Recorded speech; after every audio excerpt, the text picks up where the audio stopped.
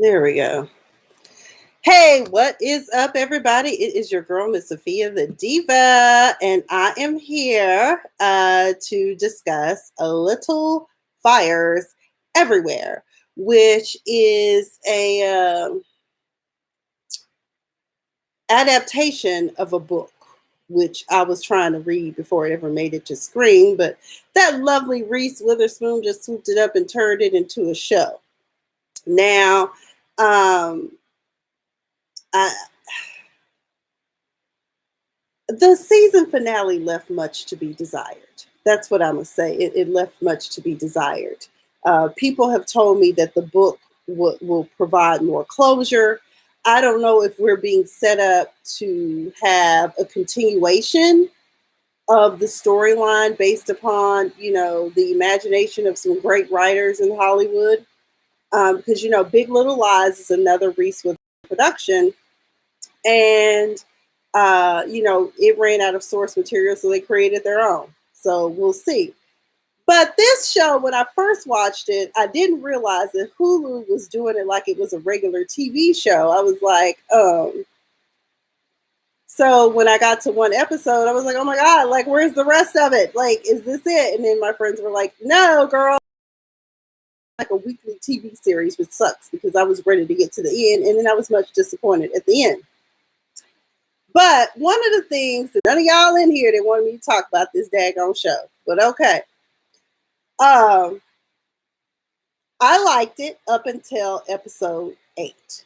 I'll be honest. I liked it up until episode 8, the final episode. Now, there's a lot of dynamics going on here. You've got race relations going on. You've got a lot of moral issues going on, some come to Jesus moments, all of that. But you have a woman driving around in a blue Chevette, which I'm like, girl, how is that Chevette still alive? But mind you, this took place, I think, in the 90s is when this storyline took place. And so anyways, she comes, she wants to rent month to month. It's rare you'll have a landlord that wants you to rent month to month, okay? But that's what she wanted. She's an artist and she's serious about her shit, okay? Reese Witherspoon, of course, is fascinated with this strange black woman and her daughter. And, of course, she decides to rent to them. There becomes business with pleasure kind of thing going on. In other words, you have a tenant that you have now befriended because she has a daughter that's the same age as your kids, and all 4 of your kids are in high school together, okay? Pearl. All of the people, I'm gonna be honest, got on my damn nerves. Okay. Pearl got on my nerves. Mia got on my nerves. Alina got on my nerves. I'm just like, all y'all stupid dumb as hell. Lexi got on my damn nerves. I was like, all y'all just getting on my nerves. Then BB Child, the mama, which all this controversy started about, I'm just like, y'all getting on my nerves. But let me get into that. So the big thing about this show is the fact that you have a Chinese immigrant woman who comes over to this country, has a child. I don't know if she intentionally had this child to be an anchor child. They didn't really give us a backstory. I don't know. All I know is she couldn't afford to take care of little Maylene and left little Maylene down here to the fire department, okay, which is what you can do. Parents can do that up to a certain age limit. You decide, I just can't parent this child no more. So you do what you think is best and you drop the child off down to the fire department. I mean, y'all, it was cold. Okay, it was cold and freezing. You could see a breath. Poor baby ended up having frostbite and everything else. And that's when Mia has a sense of guilt and responsibility to help this woman find her child. Okay. I forgot how, because Mia ended up having to take a job at this Chinese restaurant. And that's how she came to know this lady and decided that she was going to save her as a form of redemption, is basically what it is.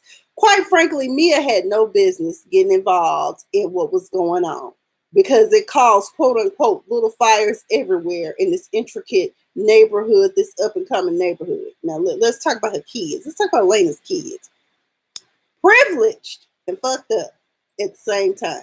Sometimes you can have too much of a good thing and end up fucking with kids. Who said true? You agree with me? So, there's one child in particular that the mama didn't want. I called, what was her name? Izzy. Izzy. And we find out as the story progresses that the reason why Elena did not want this child is because it was a fourth child, and this was a child that she feels impeded her career as a rising news reporter. Okay. My thing is this: if you didn't want the child, they were preventing the child from coming along. That's all I'm saying. Didn't they have birth control? Yes, they had birth control in the 80s and 90s. Would have been fine. Another issue is Lexi. Lexi is dating a black athlete. Very, I don't want to say stereotypical, but it's your typical interracial couple at a predominantly white school. But he woke though. Okay. When Pearl first came to the school, the counselor did some shit I didn't like. Some counselors just are worthless pieces of shit just sitting there occupying time, in my opinion, because I can tell you my high school counselor, she wasn't shit either. And unfortunately, this counselor felt like since Pearl had moved around so much and was black, she just didn't deserve to be in the classes that she could actually academically perform in, and appealed it. Elena got involved, but Lexi saw the letter and decided to use it as her essay to get into Yale or Princeton or wherever she wanted to go by making it a sob story about her. So there we have appropriation, not necessarily cultural appropriation, but we have appropriation in order for you to get into a school and get a placement that you may or may not deserve because you made up a rags to riches story about your life that wasn't even yours. So now you're stealing and plagiarizing all at the same time, which means you shouldn't be going where you want to go. Lexi does share this with her boyfriend, and he is very upset with her that she would actually engage and do something like this, right? But she still doesn't get it, and she's not going to get it because she's walking in her privilege. We see other interactions with her and her black boyfriend where, they're at the drive-through and the girl doesn't get the order right because basically she wanted a grilled cheese. And I'm like, why don't you just call it a grilled cheese? This ain't in and out. What the hell is wrong with you? And she said it's those people that end up working here that because they didn't go to college. Baby, there's some college educated people working down to McDonald's these days. If you can get the work, you take the work because student loans is kicking all our asses. But that was offensive in the sense that, first of all, this woman that's serving you, she is black, and you are making these comments. You got to be very careful when you use words like those people, you people. Those type of connotations is like, what are you saying? Or you say all black people that don't go to college end up working at McDonald's? What are you saying? But either way, it's just those different things that go on. Eventually, Lexi does give up her virginity to old dude and ended up, it was the stupidest thing. I was laughing. I said, we never talked about that when we were losing our virginity. But, I feel like I'm glowing. Yeah, girl, you're glowing because you got knocked up because you didn't use birth control. Okay. So she ends up going down to the free clinic where her mama's friend is head of the clinic. And she ends up using to cover up her shame. Okay. I said, see, this is the shit I'm talking about. So you done used the girl's essay. Now you done used her name to get an abortion and then have to go lay up at the girl's house and be nurtured by Mia, her mama, because you done had an abortion by this dude who ultimately gets tired of your shit and decides he don't want to deal with someone who's totally out of touch. And he realizes this relationship can't work because you can't relate to what life is like being black. Okay. He also shared with us something else interesting. Elena is one of those people that feels like, oh, I'm good to the Negroes. And it's like, girl, stop. This is not working for you. Okay. You up here telling people, well, my mother is the one who integrated. Hey, Dwight Jones, how are you? Thanks for joining the conversation. I've been fabulous and great. Um, but he says, I don't like coming over here because your mom is always pulling this modern shit about how they're friends to the Negro, basically. If it wasn't for my mom, the Shaker Heights would not be integrated and all this stuff. And so that's one storyline that we see is basically that relationship. Lexi is her mother through and through. And towards the end, she realizes I am my mother's child and I don't want to be like my mother. Sometimes you finally take a look in the mirror and realize that your mama ain't shit sometimes, and they mama wasn't shit. Okay, basically. Maybe she was doing the best she could, but at the same time, she still had a lot of issues going on herself. Mia and Pearl, they are the renters. They move in, but they integrate very well. Elena asked Mia basically, could she be her maid? She didn't say that. She just asked because she needs some help around the house. That's cold. Will you be my maid? And at first, Mia was recoiled by the ideal and repulsed by the ideal of doing that. But then she realizes I need to be around, watch my kid, because your kid's up to something, and you got problems. Okay. So she takes the job of being the help of cooking meals and cleaning and stuff. But I like how Mia pushes back on Elena's demands and doesn't cater to what it is that she wants. Because she's like, well, I need for you to work such and such. She's talking about, I can't do that because I be working at so-and-so, 3 days a week or whatever at the little Asian restaurant. So I like that pushback. Sometimes some of us we don't use our voices to tell people what we will and will not do. Okay, for fear that it will cost us, when in some ways it will just get you the respect that you need. So that's a lesson right there. But what else happened? Pearl develops a relationship with Moody. That's what she called the baby child. His name Michael, but she called him Moody. All the kids had a nickname, Lexi, Moody, Trip, Izzy. Yeah. But for some reason, the relationship between Elena and her daughter Izzy, it just never worked out. And then let's explore her real quick. Poor Izzy, I feel so bad for her child. You just the most misunderstood black sheep of the family, weren't you, girl? It was just terrible how they just did that little girl. So either way, Izzy is different. Izzy is coming into her own. She's realizing her sexuality. And we learn in the episode that her friend is alleging that Izzy did something inappropriate with her. When in fact, her and her friend were in a relationship, but the friend was too ashamed to admit that she was in fact having feelings for Izzy. Okay. So there we have a daughter who not only is resented by her mother, but also is not displaying those ladylike things that her mother feels she should be. Like, we see a conflict that occurs between them over the family portrait and not wanting to wear a certain dress. But we also see at one point during this time, because they accuse her of being a lesbian, because they had an article of Ellen coming out saying she was gay and they had posted it in her locker. We see Izzy try to conform to what she thinks will make everyone else happy. She goes to homecoming dance. She actually wears a really nice dress, has a male for a date, tries to make out with him. But her older brother intervenes and tells her, you know what, Izzy, this is not you. We want you to be you. Fuck what everybody else thinks about you not being you. Okay. And so eventually Izzy finds her voice by hanging out with Pearl's mom, who she really relates to more so than anything. But what I wanted to tell her, honey, is watch Pearl's mama because she's crazy. Okay, I already knew she was kind of crazy, But I tell you what, I love me some Kerry Washington. She can act her ass off, even with all them faces she be making. I was like, why she always look like she's straining? I don't know. But Pearl and Mia, I keep going back to that. We find out Mia's story, and I get why Mia did the things that she did, but I don't think that what she did to destroy, in some ways, Elena's family dynamic was necessary to redeem herself for the actions she did when she was a young 18, 19-year-old girl in New York.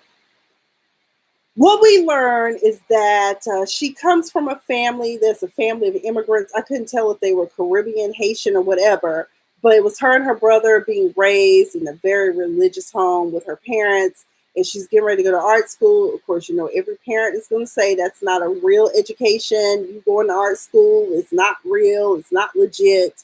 Um, so she finds her own way by going to this art school. She meets up with this art teacher who really helps her develop her voice as an artist.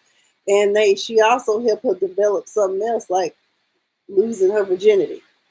We also learned that because the semester is so costly and expensive, and like so many other women, it is my understanding that they do this. There are women who will have become surrogates while in college or produce eggs for people who cannot have children. And so, in order to pay tuition, that's what she did. But the couple paid her a substantial amount of money to carry the baby. And because she looked so much like this dude's wife, they just knew this would be the perfect fit for her. Use his sperm. And I don't know if they turkey based or if they had a night of interaction. I don't remember exactly. But needless to say, she gets pregnant. Uh, her her art teacher, who becomes her lover, because you would I guess Mia would be what you would consider like sexually fluid, I think would be the term they would use today in the 21st century. But, we would call it bisexual. And that was her first sexual experience was with her art teacher. Ultimately, the art teacher ends up dying, and it's very unfortunate. Shout out to Nika Noni Rose. I mean, I love seeing her in anything when it comes across the screen. She's an awesome, dynamic actress. And so right when this is all going on, her brother had come to visit her in this blue Chevette he had bought with the money he had been saving all summer long, but he tried to give it to her before she went to school so that she wouldn't be hungry and impoverished while in school her first year, and she refused the money. So then he dies in a car crash. I'm sorry if any of y'all that watch this on the playback way back are not, familiar with this show or even the book, but these are what happened. Which now explains, once I learned that her brother died in that car crash or while he was riding with friends, I now know why she kept the blue Chevette. Even though it was falling apart and raggedy and she probably could have bought something else, she kept that blue Chevette because it was sentimental to her. It was her brother's and it meant something to her. And I often wonder now when I reflect back over the storyline, did Mia in some ways wish she had taken the money that her brother had given her for the car, and then maybe the timeline of things wouldn't happen, even though he didn't die in his own car. But what was really sad is that when she showed up for the funeral, she was trying to keep the pregnancy a secret, and like her parents would never have to know. She shows up and her family is ashamed that she's pregnant out of wedlock, and she really can't explain to them that, I did this to pay for tuition, because her parents, very traditional, very hard, fast, strict parents that don't understand, what their daughter was trying to do. So all these tragedies happen, and she runs away with the baby that she's supposed to be having for this couple and lies and tells them uh, the baby died. That's what pissed me off. Jada, what pissed you off? What part? The fact that she left with the baby? That's what's fucked up. And then later on in this show, what we see, and probably in the book, I don't know, I haven't read it. It never went on sale for less than $4.99 because they were selling at regular price, but I wanted to buy it because it looked like a good book. And I think it's part of the Reese Witherspoon book club. But she takes this child and raises the child as her own and raises her as if she's impoverished. Mia was living in poverty by choice. As a gifted artist, she had some pieces she could have easily sold for thousands and possibly even $1 million as a living artist. The parents aren't letting her go to the funeral. I thought that was very hurtful and disdainful. You know how close they were as siblings, and you did not let your daughter go to the funeral of her brother to make peace and say her final goodbye. But BB child comes along, and this is her way of redeeming herself. Uh, in my head, I was thinking to myself, if you leave your child without a note advising people where to contact you, do you deserve to claim that child as your own? I don't understand that. And it's not like these are some people that came to your village or somewhere in a small province of China and took your child. That would be different. No, you left that baby at the fire department, and basically because you couldn't care for the child, and technically you're still not in a better position. I mean, maybe you're able to keep the lights and the heat on, but I still never understood that. And that's what pissed me off and confused me. I say, am I jaded? I mean, I began to question myself as a person who is very sensitive to the nature of people, especially children. And I just felt like once you gave that child up, why are you mad at the white people for having it? If this, see, there is one that now in this country, there is one group of people that have those type of privileges, and those are the Native Americans. It's called the Indian Child Welfare Act, although it probably should be called the Native American Child Welfare Act. They should change their name. But these people, the tribe can come and take the child. But okay, you left this baby at the fire department. Now Mia is like, this is my time to help somebody out in need. And the one painting that, or the one photo she never wanted to give up, she sold. And that was the one that her art teacher took, which I guess that's why it sold for so much, because it was her art teacher's, and she was an artist in her own right. Okay, and she's deceased. And you know, if you make more money dead as an artist than you do alive. You know what I'm saying? Check that out. So either way, she gets involved with this, and it causes a whole ruckus and chaos. Like once she finds out where the baby is, she gonna go tell BB, because it turns out Lena's best friend is the one who is adopting this child, and it just causes all kinds of chaos and disorder, and that's when shit gets real. Okay. Then Elena goes on this trip to New York, because now she wants to figure out where did Mia come from, because she already had a criminal background check ran on her, and none of the people that came back was her. We come to find out that Mia is not Mia Warren. She took her brother's first name and made it her last name, and has just been on the run since she kidnapped the baby that these people that already paid for, and you signed paperwork and everything for. Girl, you need to be locked up.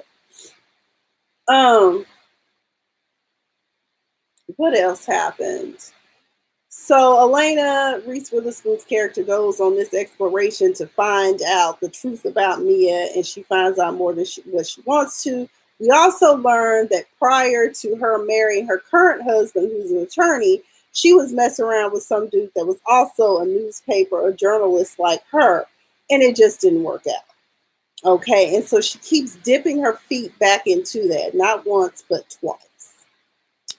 15 years ago, before this storyline, she met up with him, and then later on she meets up with him.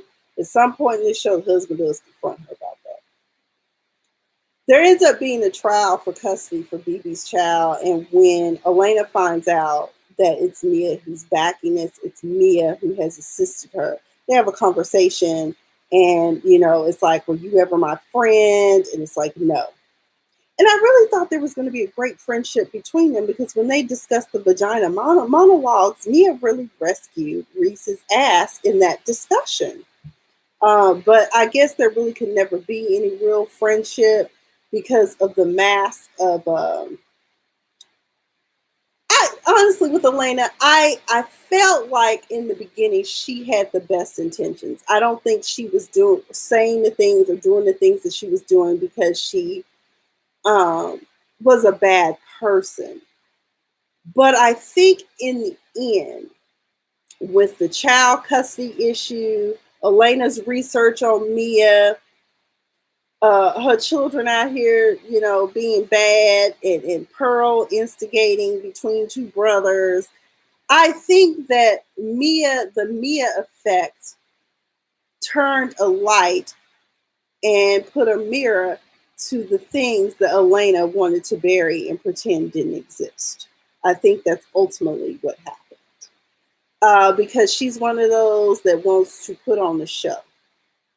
My life is perfect. I have the perfect children, the perfect husband, and the perfect wife. And she found out that she wasn't perfect. And in the last episode, we start to see Elena unravel. Now, a BB child lost her child, okay, at trial. But it's some kind of way, I guess she went and kidnapped the child in the middle of the night like a thief, uh, from the white couple that adopted her. I thought that the cross examination of the mother at trial was really interesting because she slipped up and said some stuff, and I'm like, girl, you don't want to say that. But she don't look Chinese. I mean, like, so what are you saying? She don't look Asian? You know, I mean, girl, what are you saying? Like, you just, but needless to say, even with her trip ups, she won. And one of the things that Moody said when it came down to it is that he said they always win. The rich, the privileged, they always win. Now, this coming from a kid who is in a rich and privileged household, I found that funny. But he's right. A lot of times they win. If you look at our court system right now, to this day, the affluenza kid will always stand out to me. How the hell do you kill 4 or 5 people in a DUI and get probation? And the excuse is you have not been given responsibility. I'm beginning to wonder if it's affluenza that our president suffers from as well, too. As I like to say that, man, they say it's our president, because as far as I'm concerned, he's not presidential and he's not a good president. He sucks. But I digress. I found the show to be interesting. I'm sure the book is a better read.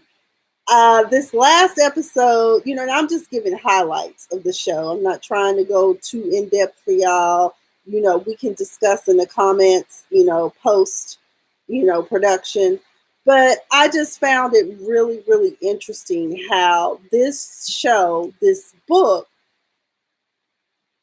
looks at how different cultures and people from different backgrounds can interact, and how it can either be a good thing or it can turn into a bad thing. Quite frankly, what I didn't understand in this episode is that each child realized that they were in a crazy ass situation and decided to burn down the house. I didn't. Izzy, when she found out that Elena, her mama, had went over there and told Mia to get out, you know, you got to be gone by the end of the month. She lost it because that was her sanctuary. She wished that Mia was her mother. And that's another thing. Elena was low down and dirty too. Elena told Pearl her truth. And I'm like, this woman is over here nurturing your children, and this is what you do. But now you mad because you done fucked up with your friend by going over there with her checkbook offering $10,000 to this woman for her child. Really?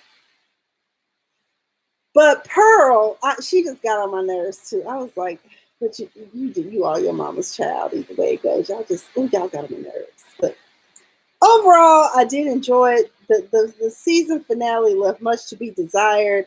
I mean, the house got burned down. Reese Witherspoon took responsibility for it, although all your kids were complicit in it. Ultimately, they just set fire to the family home, and I guess that was symbolic of them destroying all things that were bad, or destroying all the perfects of their lives. I mean, I just really was like, this is some crazy ass shit. Pearl, they show her going to her home that would have been her home with her parents. We don't know if the dad is still alive. We know the mama is because she the one that answered the phone when Mia called. We don't know what happened to Izzy. I thought Izzy was with Mia, but then I was confused by that too. I was like, did Izzy decide to go and make a home with Pearl and Mia? On top of that, I found it real funny when Elena was down to the clinic trying to figure out had BB Chow ever been down there for a consultation, her friend had to stop her and pump her brakes and say, "That's HIPAA. That's a violation. I can't. That's privilege. I can't tell you anything about that." But as she's snooping, she finds out that Pearl then got pregnant by one of her sons, or so she thought. Baby, look, turned out your daughter is the one who got pregnant. And I'm glad Mia was able to slap that in her face because she was too busy being perfect. And I think that's about all I want to cover on this. There wasn't a lot. I'm mad at some of y'all who said y'all wanted me to sit here and talk about this tonight. I could have been doing discretionaries. But either way, no, I needed to unplug from work. Because last week I worked 7 days, and that's crazy. But that's all I really got about this. Overall, it could have been. Overall, I think that all them were dumb as hell. I think that BB needs to get over herself. My baby! Yeah, it was your baby, but you gave her up. Okay, you didn't leave no note. You could have asked for her to be placed in foster care until you could do better, but I know you don't know any better because I don't think she's a citizen. That's also part of the problem too. Is that okay? I get it. Yeah, she needed you. She wanted to become a U.S. citizen. Uh, excuse me. But I think that's all I got about this show. Shit. I mean, I should have done an extensive exclusive about Tiger King. That's my show. I was like, where the hell was I when Tiger King was going on? Shit, I lived in Oklahoma for 8 years. I went there for law school and undergrad. We could have taken a road trip to see Tiger King and all the meth heads he was supporting working with the wild animals. Mm-hmm. Anyway, y'all, let me get off here because I gotta try to make sure some of these people get some money because I was supposed to get this done because I'm taking half day Friday because my CEO said we get spring break hours and I'm gonna use them. Yay! Yay! So excited! But either way, oh, and real quick, for those of you who live in places where your governors are obviously batshit crazy, like I do, I live here in Georgia, and for some reason, our governor has decided that tattoo parlors, bowling alleys, salons, amongst some places, should open back up. And y'all just make sure y'all practice social distancing. Do not be fooled. The threat of COVID-19 is very real. It is still ongoing. It has not been contained. It has not been fully isolated because for some reason in this country, we are afraid to lock people down. And then you have idiots in the street protesting that quarantine is like slavery. You know, quarantine is to save you and countless others because we have a pandemic. 1918, look that up. Worst year for this flu. I think they call it Spanish flu. You might want to look that up. COVID-19 is probably something like that. Thousands of you will die for being stupid. And thousands of will die because we're just innocent bystanders because you stay in the house. Nobody cares what your hair looks like. Can you not see that I need my faux locks redone desperately? But I'm not going to risk it. Hell, who really going to see me? Okay, besides Miss Pumpkin and the people on the street. No, not him. But stay your ass at home. At least stay sheltered in place until the end of the month. And maybe we should do like, who is it? Is it who has Missouri has it until May 15th. Why y'all opening beaches again is beyond me. That's stupid. Stop doing it. Don't go. But some of y'all just have to go because y'all just don't know any better. Y'all just like Elena, hard head, make a soft butt. I don't understand. But yeah, you know, COVID-19 is real. People are dropping dead from this stuff. Even people who are supposedly healthy are dropping dead. So I suggest you stay at home. I know I am, and I hope that other businesses continue to practice this. I know that my company, there is no intentions of us going back into the office until it'll be a phase-in type thing. And, you know, I'm perfectly happy working from home. My only frustrations are certain things that I need. But other than that, you know, I can do without. We'll just we'll just put that on the back burner and we'll take care of it when we get back in the office, in all honesty. But be safe out there, y'all. I know that my little fires everywhere was not as thorough as it probably could have been, but I just wanted to highlight a few things. And let's discuss below in the comments what you thought about this, if you've seen it, if you've read the book, or just watch the series. I tell you this, I enjoyed it up until the last episode. I was like, what the fuck is this? Did y'all just leave this open for us to have a season 2 with some new material made up? I don't know. But either way, that's all I got for y'all. Y'all stay fabulous, stay safe, wear your mask. I personally don't want to wear gloves because, quite frankly, you touching everything. Anyway, just wash your hands. But I do believe that the masks are very important to wear for you. Unfortunately, I've been sneezing all day, and I was like, that's not a symptom of COVID. No, it's called the green monsters in the air. These allergies out here. I mean, my God. And then my boss that works with me here at the house, her name is Miss Pumpkin, insists that the patio door be open every morning for her, so she can go walk out on the terrace and look cute. I'm like, what is going on? What's really going on?